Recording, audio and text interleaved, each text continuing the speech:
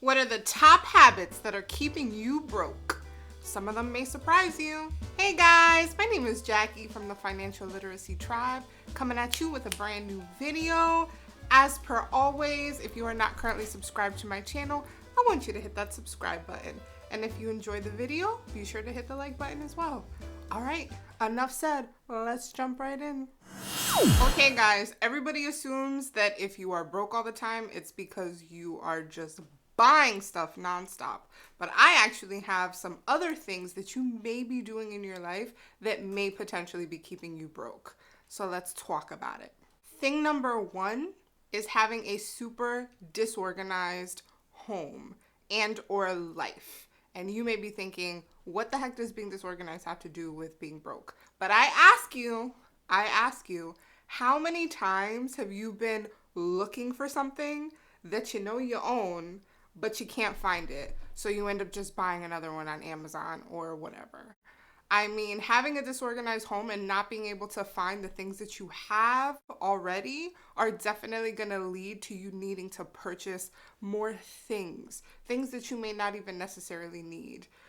This may be things to replace the stuff that you cannot find, which I actually do sometimes, and that's why it's on this list. But additionally, there are people who are just very disorganized, or they have a lot of clutter or whatever, and they're constantly looking to fix it by purchasing more things. My boyfriend is like that. He is the type of person that will like walk into a very cluttered room that's just like full of stuff and be like, we should buy shelving units. It's like, no, homie, we should not buy shelving units. We should get rid of all the junk that's in this room. So definitely keeping a tidy space. And I'm not going to say you have to be like a minimalist, but at least having some type of organizational systems within your home are definitely going to allow for you to be able to find the things that you need. And definitely not force you to repurchase things that you already have or buy unnecessary things because you can't find what it is that you're looking for. Thing number two that's keeping you broke is keeping up with the Joneses. Also, in this day and age, that translates into being on social media all the time, 24/7.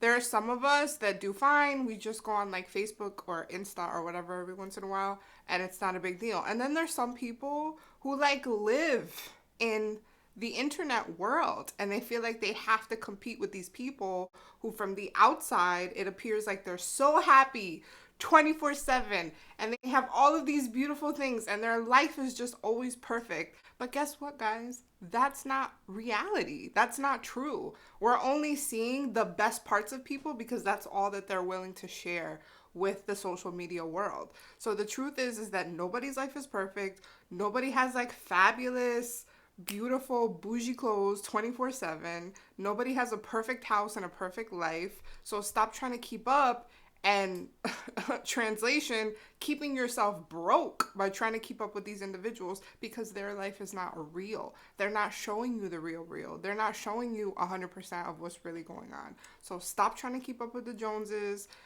Just stop. Thing number three that might be keeping you broke is refusing to learn new skills. I have talked about this in other videos before. I'm a big believer that the more that you can learn, the more that you can figure out how to do things on your own, and then you don't have to pay other people to do it for you.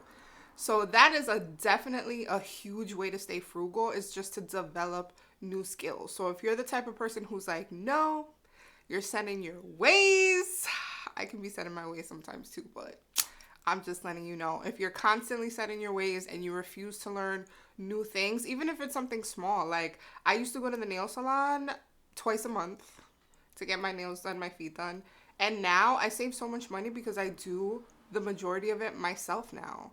I dye my hair on my own. I still go to the salon to get it blow dried, but that's, that's a luxury that I'm not willing to give up at this time. Definitely developing brand new skills, even if it's like beauty stuff, like doing your own manicures or doing your own pedicures or dyeing your own hair, is definitely going to allow you to save a ton of money.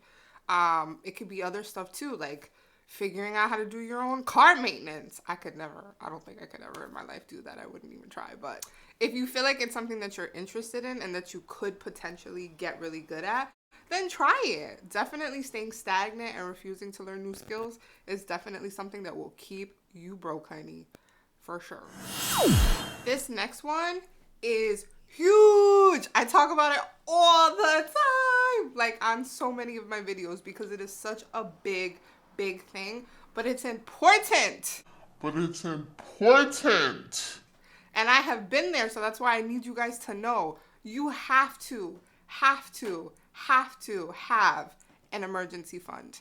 Not having an emergency fund, not having money set aside in a bank account just in case, God forbid, your tire blows out, your car needs repairs, whatever, you get sick and you can't work for a while. Not having money set aside in an emergency fund is such a good way to keep you broke, because the emergency is going to happen. You're not going to be able to pay your rent or some other important bill, or you end up putting the emergency on a credit card, which is a whole other basket. We just did a video on credit card dependence. Check that out if you have not. Shameless plug. But definitely not having an emergency fund is an amazing way if you want to continue to stay broke. So just set a little bit aside, a little bit of money aside every single time you get paid, and have a nice emergency fund in place just in case for emergencies, because they do happen. You are definitely at risk of continuing to be broke all the time if you do not have a financial plan in place. Something. It doesn't have to be like a structured formal budget, although I obviously, being budget obsessed, am in favor of having a structured budget always. But even if it's not that, even if that's not your jam, that's okay. But you have to have some sort of a plan as to what it is that you're doing with your money.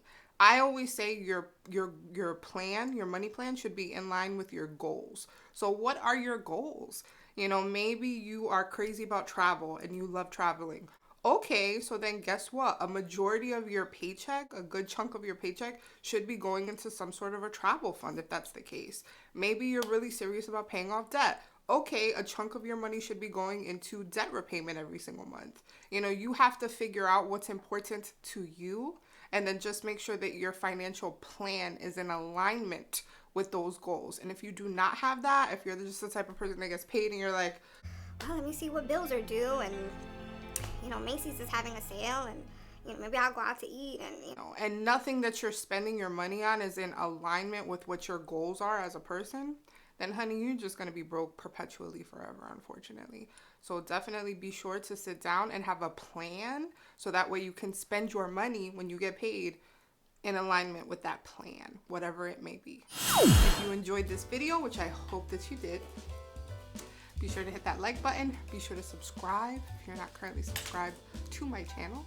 And if you want additional content similar to what we covered today, check out my blog, y'all. It's available at focusedfrugalfab.com.